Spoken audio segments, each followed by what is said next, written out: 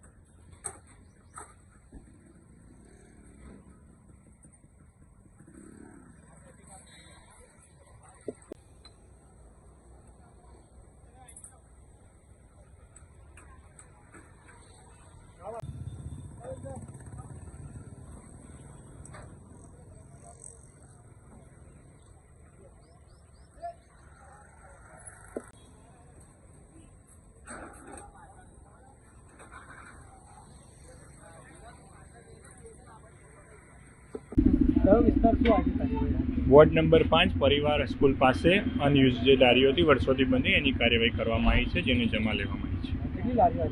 3 લારી જમા લેતી છે આજે।